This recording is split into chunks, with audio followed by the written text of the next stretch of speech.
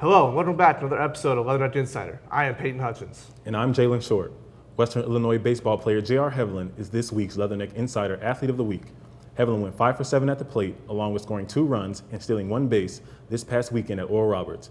Leatherneck Insider reporter Austin Holzenagel has more on this week's Athlete of the Week. Hello everyone, my name is Austin Holzenagel and I'm here with this week's Insider Athlete of the Week, J.R. Heavlin. J.R., how are we feeling today? I'm feeling pretty good, man. Thank you. Awesome. Well, obviously, how does it feel to represent WIU baseball as this week's Insider Athlete of the Week? It feels pretty good. You know, it's an honor to be able to represent the team. There's a lot of talented ball players on the club, so being selected for this honor means a lot. Awesome. And obviously, you went 5 for 7 this week, 2 big runs and a stolen base. What about your game kind of allows you to do that out there on the field? The coaches have a big part in, preparing us for the week and, how I use my game. They want us to be dynamic as possible. So being able to spray the ball around the yard, steal some bases, it's a big plus to have on the field, not only with myself but with the other guys on the team. So. Yeah, that's awesome news to hear. And obviously a lot more games this week, conference play just starting up.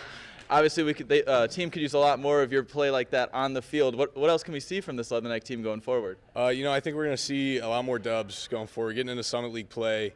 The coaches are really helping us and preparing us for what's to come. I think guys are really starting to lock it in. Myself personally, I'm just going to continue and keep trying to do what I do. I can say the same for everybody else on the team. So.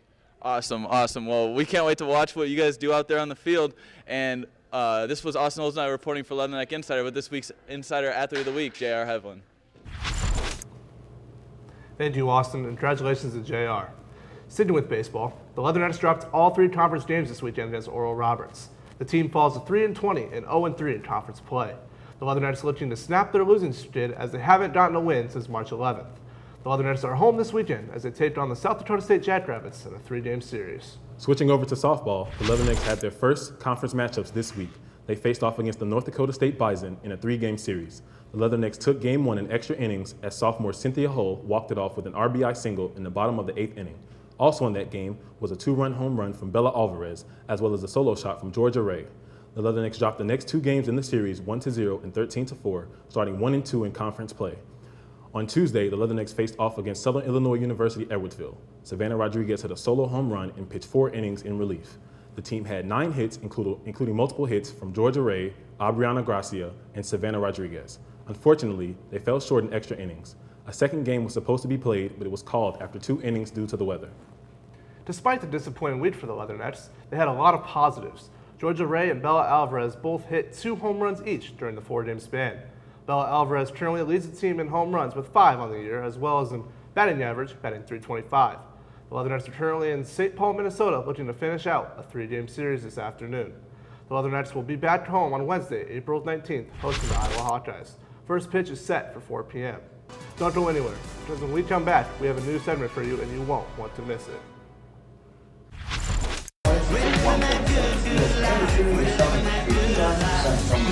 Not W? It's not W, it's W. W. W. That's what I've been stressing out about the most so far. It's saying W because I know it's something you're going to say right. Yeah, we've been ready. They're like, we're waiting on, what are we waiting on? They haven't said anything. All right, we're ready to go. We can start.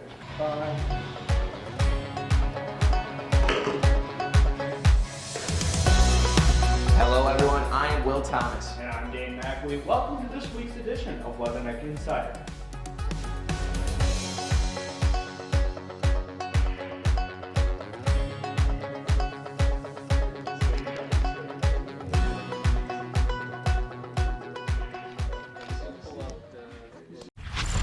Glad to see you're still with us. With a big fight coming up in the UFC, Leatherneck Insider members Hayden Donaldson and Luke Little sat down to preview the highly anticipated fight.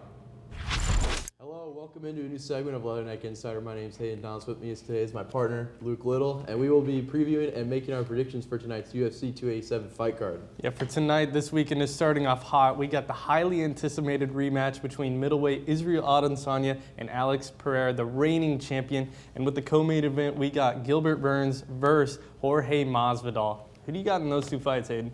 I believe that we're in for a very fun pay-per-view this weekend as we have one of the best fighters in the world, Israel Adesanya, coming back trying to take his title back after that devastating loss to Alex back in November. I think that Izzy takes his middleweight title back, establishing himself at the top of the UFC once again. And as for Burns and Masvidal, there are rumors that Masvidal might end up retiring after this weekend if he takes a loss.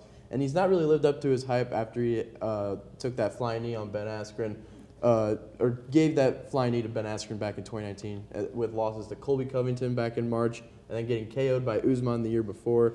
I think Gilbert Burns wins this fight and Masvidal calls it quits this weekend. Again, should be a great weekend of MMA and people should get their money's worth. And real quick, recapping the last UFC fight card, 286, with Leon Edwards keeping his belt by beating Kamaru Usman by a decision.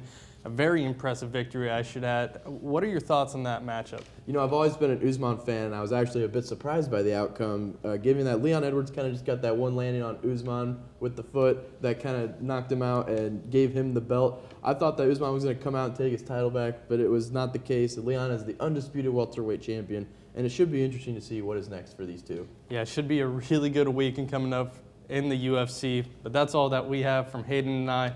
Back to the desk. Thank you, guys. I'm looking forward to see who will win that fight.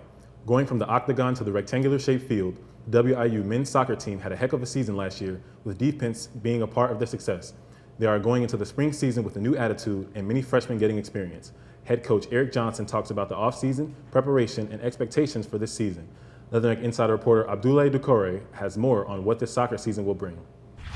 Now the spring season is finally upon us as the WIU men's soccer team won 1-0 against Heartland Community. Coach Eric Johnson talked about what's the off-season been like as they head into the spring season. It's been productive. It's always good in the spring to sort out the younger guys, and they feel like they're a bigger part of the team, you know, especially the ones the freshmen that didn't get much playing. Defensively, we're pretty solid. Scoring chances that's a really issue, a real big issue with us, and so we've been doing a lot of finishing, a lot of games that involve the big goals, so there's opportunities to score. It's slowly getting better. We recruited some forwards, you know, that are going to come in and hopefully make an impact. But that the biggest goal was, can we figure out how to create chances so we can maybe score more goals next year, and if we do, we should have a better record and be more competitive. In order for a team to be successful in a competition, they need the skill, the attitude, and the mindset for the game. Johnson talked about what comes first. Attitude drives everything. You know, bad attitude, you play poorly, right? And if you have a bad attitude, you're not a good teammate. If you have a bad attitude, you don't want to be coached.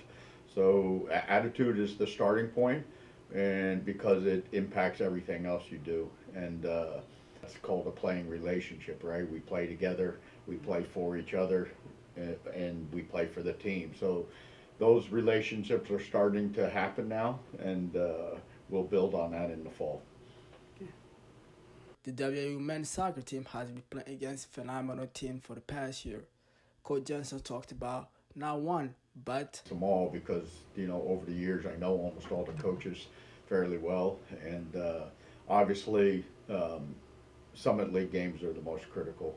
So we want to play Oral Roberts again for sure, because that's the team that smacked us really bad last year. And we've always had good games with them, but we let ourselves down in that game. Denver's a big game, Kansas City, Omaha, St. Thomas, they're all big games. So I would just say the Summit League games, though, deserve special attention, right? Because that's the way to get to the NCAA tournament. Reporting from Leatherneck Insider, I am Abdoulaye Musa Doucouré. Thank you, Abdoulaye. I'm excited to see what the young freshmen can do this season for the soccer team. Going from the NCAA to IHSA, the Macomb High softball team is continuing their hot start to their season. The Bombers took down Spoon River Valley to improve to 2-0 in conference play. The Bombers also played on Thursday and also play on Monday in a conference match against Bushnell Prairie and a non-conference game against Camp Point Central. When we return, we go back to college where some of our members discuss the NCAA men's basketball tournament. Stay tuned. Western Illinois University. Our beginnings in 1902 focused on providing affordable teacher education training. We've changed with the times and excelled through the years. Today, Western is positioned for the next 100 years and beyond. Affordability of diverse academic programs, outstanding learning opportunities, and hands-on experiences provide excellent job placement for our graduates. This is Western, forever Western. Welcome back. The WIU men's and women's golf teams hosted the WIU Intercollegiate at TPC Deer Runs in Silvis, Illinois this past Monday and Tuesday. The men's team finished 5th in the invite, shooting a +30 as a team. Junior David Ayala led the way for the Leathernecks as he finished in 4th place with a +2. On the women's side, freshman Kelly Wu led the way for the Leathernecks, finishing 2nd with a +7. The women's team would finish 2nd in the invite. The teams will now travel to Elkhorn, Nebraska on Monday to compete in Stampede at the Creek Invite. With the NCAA men's basketball tournament finishing up last Monday, Leatherneck Insider members Jalen Short, Ben Palanca, and Luke Little gave their thoughts on what was a tournament nobody will ever forget. Welcome into our Leatherneck Insider review of this year's March Madness. My name's Luke Little. With me here today is Mr. Jalen Short and Mr. Ben Palanca. Guys, we had a lot of amazing upsets and some really good wins from this year. What were you guys' most surprising and biggest upsets that you got to see? Well, I'll start off by saying you guys know the most obvious upset. In the first round, Fairleigh Dickinson University, number 16 seed, going up against number 1 Purdue University. No one expected FDU to win that game. They played a tremendous game from the start of the game to the end of the game. Definitely played a great game. They executed very well. They were the second 16 seed ever in NCAA tournament history to beat a number 1 seed. And I thought that Purdue was going to go far in the tournament. Obviously, that didn't happen. But great game by FDU. That was my most shocking upset of the tournament. Yeah, really great win. Ben? Yeah, another great obvious upset will be number 15 Princeton over the number 2 Arizona. But I want to talk about the number 9 Florida Atlantic making it all the way to the Final Four, just barely falling to San Diego State on a buzzer beater. Some people will say they had an easy run to the Sweet 16, but once they made it there, they beat Tennessee and even beat Kansas State. Before this year, they never won a tournament, so for them to make it all the way to the Final Four is pretty impressive. And let's just stay in Florida. Miami, who was ranked number 5, no one really expected them to go far, but they beaten Drake, and then they faced Indiana. They beat both of them, and then they have some tough teams like Houston and Texas, able to beat all of them, and they were even down by 12+ points against Texas. Came back and won. Faced UConn. It was a tough game for them where layups wasn't going their way, but they were able to keep it close up until the final few minutes where they just ran out of time and UConn ended up advancing to the finals. Yeah, it was a really great year for upsets, but we'll go to the winning team, UConn. They had a dominant run this year. What were some of the things that stood out to you guys about just their dominance and staying strong when it mattered? Yeah, one thing I just want to say that stood out to me was the amount of points they beat by each team at an average margin of victory of 20 points throughout the entire tournament, as a team that has been amazing since 1999. That they have won 5 national championships. I think as a team, they should be up there in conversations like Duke, Kentucky, North Carolina, and even Kansas. Like all those teams that people usually pick to win the national championships, they should pretty much be up there. Yeah. And for me, I wanted to talk about a specific player that stood out to me. Adama Sanogo, tremendous player. He was a very key piece in that UConn title run, and he definitely showed why he's a great talent, and he should play at the next level in the NBA. In the tournament, he averaged 17 points, 10 rebounds. Great player. He's the 5th player in UConn history to receive the Most Outstanding Player award in the Final Four. I just want him to have success at the next level, but yeah, I think that's the guy who really stood out to me. Yeah, it was a really great job by UConn. It was a really great year for college basketball, and we can't wait for next March Madness. But that's our recap of this year's NCAA March Madness tournament. Back to the desk. Thank you, Luke and Ben, and also thank you, Jalen. So my biggest takeaway from this year's tournament is there was no dominant team. Yes, there was number 1 seeds, obviously, but no number 1 seed that made it to the Elite 8. So what did you think about the number 1 seeds, especially in this tournament? Well, when I think about teams like Purdue who got upset in the first round, when I think about teams like Houston and Alabama who were expected to make big jumps in this tournament, it's just kind of unfortunate because, like you said, an Elite Eight, they didn't make it to an Elite Eight. That's very unfortunate. But that just goes to show you how much talent was in this tournament and how much these teams want to win and want to fight to get to the Final Four. You know, I had Alabama to win it all, actually, but I also had a little sneak team that I had was San Diego State. I called this back in November. I had them making a deep postseason run, win the conference tournament, and they did exactly that. So San Diego State was kind of my dark horse team. Did you have a dark horse team? My dark horse team, honestly, was Arkansas, but the way they played against UConn, that's who they lost to. That's who they ended up losing to. You know, I kind of lost all hope at that point. You know, they were my dark horse because I thought they can guard 1 through 5. I thought they were going to make a big leap this season, but unfortunately they didn't. You know, I agree. I also thought that UConn was a surprise team. Obviously, you know, I didn't have them past the Sweet 16, so they kind of shocked a lot of teams. But just UConn, they like Benny P had mentioned, you know, they beat every team by double digits or more. So I think this tournament was unexpected, but it was good for basketball as a whole. Yeah, for sure. I definitely agree with you. Make sure to stick around because when we come back, we have a brand new edition of Schoolboy Sports. Taking me home. Here, I engineer the future. Taking me home. Bring me back. Here, I have countless opportunities. Taking me home. Bring me back. Here, I do research. Right here at Western. As some of you may have anticipated, we have yet another edition of Schoolboy Sports, and this time he has softball player Cynthia Hull with him. Take it away, Schoolboy. Welcome back to another episode of Schoolboy Sports. This week I'm here with WIU softball player Cynthia Hull. Cynthia, how are you doing today? I'm good. How are you? I'm doing pretty good. So obviously last year you only had a handful of appearances last season.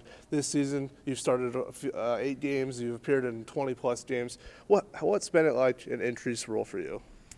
I've just been working a lot harder off the field, and then my teammates have been there to back me up in practice and out of practice. So. And then last week you had a walk-off against North Dakota State. Take us through that at-bat and that appearance for you. Well, during the whole game, our pitchers kept us in the game, fighting through tough qualities, and Sav came in, did really well. Georgia and Bella both had home runs, so I came in. They kept us in the game, so I just wanted to be able to do my job with 2 people on base. And with you being in Macomb, where's your favorite place to eat in Macomb? I'd probably say Joe Sosimo's. Their pasta's pretty good. Is that what you do? Their pasta from Sosimo's? Yeah. And then what's your favorite thing to do in Macomb besides hanging out with your teammates and that sort of thing? I don't really. Sometimes we go to the movies, but that's about it if we're not just hanging out in each other's houses. So. All right. Well, thank you, Cynthia, and I'll see you guys back here next week on another episode of Schoolboy Sports. Well, Jalen, as she mentioned in the video, her favorite place to eat is just Osmos in Macomb. Where's your favorite place to eat in Macomb? I would definitely have to say Chicks on the Square is my favorite place to eat in Macomb. They have great nachos. They have great loaded fries. And it's a great atmosphere as well. I love it in there. Yeah, I would agree. I mean, if anything that has lips, because we're Chicks famous for lips, those are amazing, especially the mild sauce. I just absolutely love it. I also like Los Charles. The Allen Special is just amazing. Well, that's all the time we have for you guys this week. We'll see you right here next week on another episode of Leatherneck Insider. Don't forget to follow us on Instagram, TikTok, and Twitter at InsiderWIU. From Leatherneck Insider in Silly Hall, I'm Peyton Hutchins. And I'm Jalen Short. We'll see you next week, Leatherneck Nation.